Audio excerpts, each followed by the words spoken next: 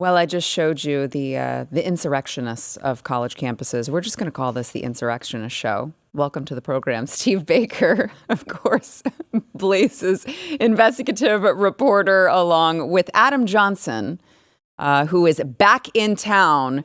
You know him as the lectern guy. And we're going to have fun. It's just going to be a bunch of insurrectionists hanging out. I just want to make it, I wasn't there that day. Okay. I want to make it clear. I wasn't there that day. You don't need to tap my phone. Okay. I wasn't there. Well, if they read your phone, they know that you're an honorary insurrectionist at the very least. That's true. That's true. You're like, yeah, but you surround yourself with too many insurrectionists. So we're just going to deem you one of those. So I'm glad you guys are here.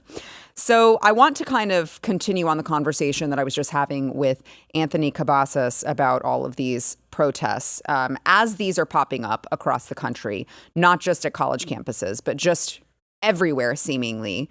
We heard a report last night that the Biden administration is considering giving Gaza refugees permanent safe haven under the United States Refugee Admissions Program. Now, there is certain criteria. Okay, they say eligible participants must have immediate family members currently living in the United States who are either citizens or permanent residents, and they would have to pass a series of screenings, but would then be able to obtain resettlement benefits, including housing assistance and a pathway to American citizenship. What could possibly go wrong? I don't know, but I think they ought to house them at the college dorms. Because first of all, they should be sending these students home. Right. What they're doing right now, they should be terminating their, and by all means, do not refund their tuition. Right. Start there, and then if they're going to give them beds, I know what beds to give them. Yeah. Put them there. But what can go wrong? Everything. This is not the way this is to be done. There is a reason why even the Arab world won't accept Palestinians across their own borders. Right. There is a reason for that. It's because it always goes wrong for them, whether it's in Jordan or anywhere else. And we already have these problems here. We already have no-go zones in Minneapolis and in Dearborn, Michigan. And if you don't believe that they are no-go zones, you know what I do. I talk to law enforcement and I talk to Minneapolis police officers, and they have neighborhoods they don't go into except when it's time to scrape up a body. Wow. Otherwise, they administrate their own set of laws inside those no-go zones.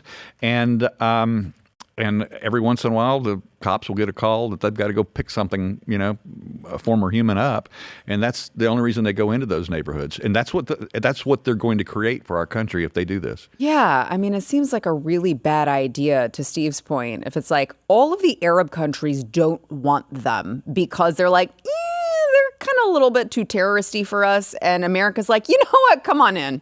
That's fine. I don't think America's asking for it. And I think what we continue to see from this administration is who is asking for the things that are being passed? Who is asking for this policy? Because it's not Americans. Right. It's not the people who live here and exist here and have to live with the policies that are being passed. Mm-hmm. And on top of this, maybe the ones who are humanitarian and like, no, we should help them, send them there. Send them to Martha Vineyard. Send them to the Hamptons. Send them to the people who are happy to have them put a sign out front and say, I did my part. Mm-hmm. Yeah, I mean, so I agree with everything that you guys are saying. It's just there are so many layers to how bad of a problem this could be. One of the other ones is how much are we already spending on illegals coming through the southern border? How much is our economy already being drained by bringing in all of these people and then offering them assistance, right? Some form of economic assistance. Well, here, if they don't do Steve's plan and house them in all of these colleges, which I don't think they're going to, we're on the hook for all of this. So it's like, how many more handouts can we really give all of these newcomers, they call them, before we're like, oh, wait, now we're all broke? I just want to see a reality TV show where they have to go through a diversity, equity, inclusion classes. Just a bunch of Palestinians sitting down and then teaching them, no, actually, men do have breasts and women do have balls.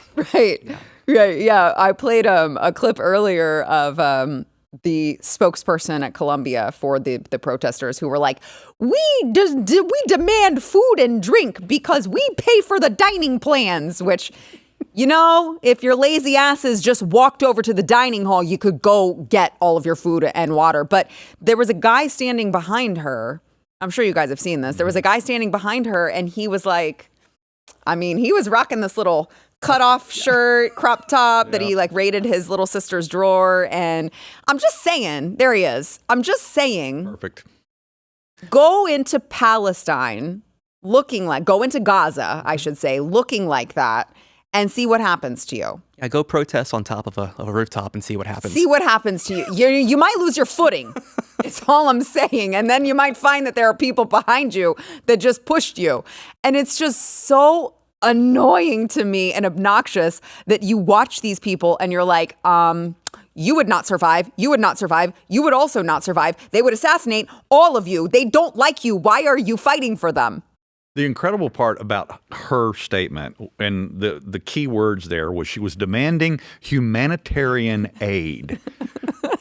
Now, her fall intellectualism was on full display right there, and actually one of the MSM, or one of the reporters there, actually called her out on it and said, wait a minute, this is your choice to isolate, barricade yourself in, and whatever. You could just leave and go down to the hot dog stand down the road. There's plenty of street meat in New York City, everywhere. Yeah. But humanitarian aid. Right. You watch these videos of Gen Z and you're like, we're doomed. We are doomed. What are you guys going to do for us? You're not running any companies. You're going and getting your meal on your dining plan humanitarian aid. We are screwed. And with what her parents paid for her to be there to begin with. Yes. I know. She has probably a $15,000 limit on her dad's credit card anyway. Right. She can have whatever she wants. Yeah. But this shows again this whole mindset, as you said, of this particular age group, is that they just expect even those who have wealth, they still expect that entitlement. Oh, wait a minute. I'm doing this to myself, but you need to pay for it. Yeah, I think in a true civil rights, movement, you're not, if you're the good guys, you're not checking people's ethnicity status, and if you are from Israel, you don't get a wristband, but if you are pro-Palestinian, you get a wristband and you're allowed entry. I don't think the last time all of this happened, I don't think those were the good guys. I'm not great with history, okay? I'm not a historian, but I seem to recall that going very poorly the last time that we, put like stars, on top of houses and stuff. I just feel like that went very poorly. Well, at the end of it, they're not asking for humanitarian aid, are they? They're asking for war. That is what they're really asking for. So everything is kind of veiled in this, you're being mean to us and you're doing awful things. Well, what is the solution then? Allow you to continue to do what you're doing and want to do? We've seen your charters. We see what the end result of what your product, what your ideal world looks like. Mm-hmm. You're asking for war is what you're asking, not humanitarian aid. Yeah. Yeah, I would agree with that. They are calling for war. They're saying it in their chants. They're calling for intifada. Do they even know what it means? I mean, it's not a Middle Eastern delicacy. I think I don't know if that was a rhetorical question or not, Steve, but I actually don't think they know what it means. I think they're probably, if I had to put a percentage on it, I would guess at least 80% of them have absolutely no idea what that means, because we've seen the videos of these protesters who show up at these campuses and they're like, literally on video saying, I don't actually know if my university did anything. I just was told to come show up and show support. And so that's what I did. And I'm like, wow, you guys really have, it's just sheep. It's just useful idiots who are like, we're chanting the thing that other people in front of us are chanting. I think we've sold it as part of the college experience too, though. I mean, we've had protests at colleges forever. And if you're not angry about the world and angry about something, they're not doing college right. Right. If you like this clip and you want to see the full episode, click here. And if you want to subscribe to the channel, come on, you know you do. Click here.